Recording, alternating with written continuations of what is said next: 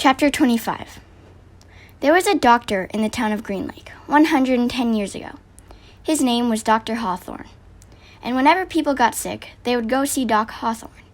But they would also see Sam, the onion man. "Onions, sweet, fresh onions," Sam would call, as he and his donkey, Mary Lou, walked up and down the dirt roads of Green Lake. Mary Lou pulled a cart full of onions. Sam's onion field was somewhere on the other side of the lake.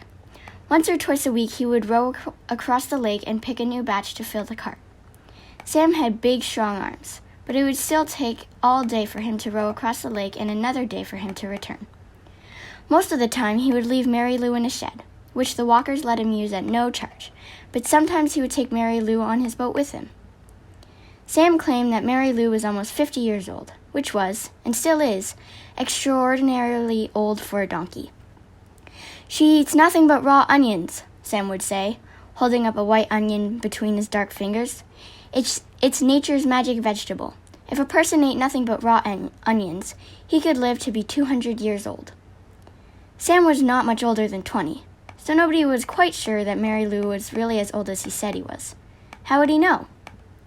Still, nobody ever argued with Sam. And whenever they were sick, they would not only go to Doc Hawthorne, but also to Sam. Sam always gave the same advice: eat plenty of onions. He said that onions were good for the digestion, the liver, the stomach, the lungs, the heart, and the brain. If you don't believe me, just look at old Mary Lou here. She's never been sick a day in her life.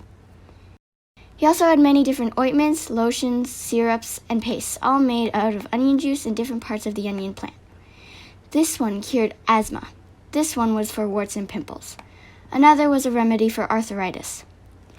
He even had a special ointment which he claimed would cure baldness. "Just rub it on your husband's head every night when he's sleeping," Mrs. Collingwood, "and soon his hair will be as thick and long as Mary Lou's tail." Doc Hawthorne did not resent Sam. The folks of Green Lake were afraid to take chances. They would get regular medicine from Doc Hawthorne and onion concoctions from Sam. After they got over their illness, no one could be sure, not even Doc Hawthorne, which of the two treatments had done the trick. Doc Hawthorne was almost completely bald, and in the morning his head often smelled like onions. Whenever Catherine Barlow bought onions, she always bought an extra one or two and would let Mary Lou eat them out of her hand. "Is something wrong?" Sam asked her one day as she was feeding Mary Lou. "You seem distracted." "Oh, just the weather," said Miss Catherine. "It looks like rain clouds moving in." "Me and Mary Lou, we like the rain," said Sam.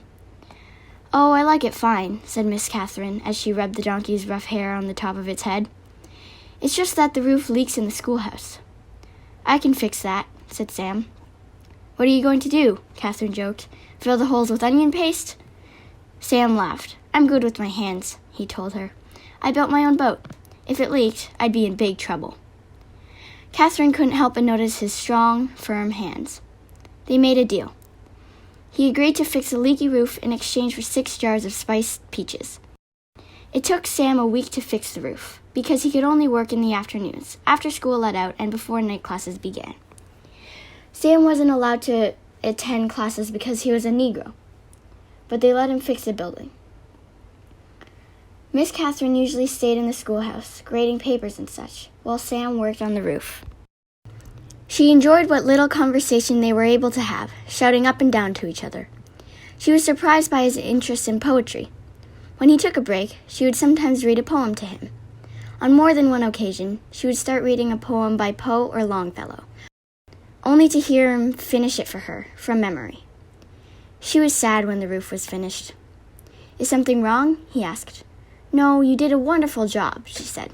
"It's just that the windows won't open. The children and I would enjoy a breeze now and then." "I can fix that," said Sam. She gave him 2 more jars of peaches, and Sam fixed the windows. It was easier to talk to him when he was working on the windows. He told her about his secret onion field on the other side of the lake, where the onions grow all year round and the water runs uphill. When the windows were fixed, she complained that her desk wobbled. "I can fix that," said Sam. The next time she saw him, she mentioned that the door doesn't hang straight, and she got to spend another afternoon with him while he fixed the door. By the end of the first semester, Onion Sam had turned the old run-down schoolhouse into a well-crafted, freshly painted jewel of a building that the whole town was proud of. People passing by would stop and admire it.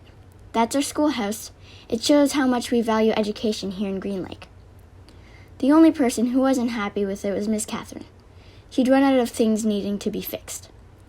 She sat at her desk one afternoon, listening to the pitter-patter of the rain on the roof.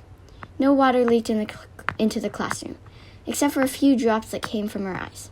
"Onions! Hot, sweet onions!" Sam called out on the street. She ran to him. She wanted to throw her arms around him, but couldn't bring herself to do it. Instead, she hugged Mary Lou's neck. "Is something wrong?" he asked her. "Oh, Sam," she said, "my heart is breaking." "I can fix that," said Sam. She turned to him. He took hold of both her hands and kissed her. Because of the rain, there was nobody else on the street. Even if there were, Catherine and Sam wouldn't have noticed. They were lost in their own world. At that moment, however, Hattie Parker stepped out of the general store. They didn't see her, but she saw them. She pointed her quivering finger in their direction and whispered, "God will punish you."